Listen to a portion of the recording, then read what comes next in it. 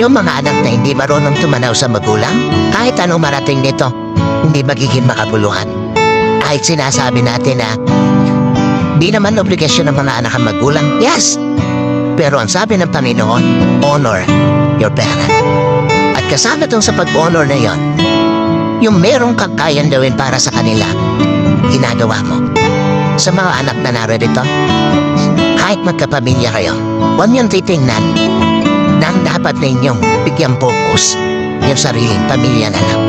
Hanggat nabubuhay ang mga magulang ninyo, iparamdam ninyo na kaya ninyo silang i-honor in all aspect ng buhay. Huwag kayong iiyak sa kanilang libing dahil marami kayong regrets. No, that is hypocrisy. Wala kayong kwentang anak kung iiyak lang kayo sa kanilang lamay. Pero nung nabubuhay, hindi mo ginawa yan dapat mong gawin para sa kanila.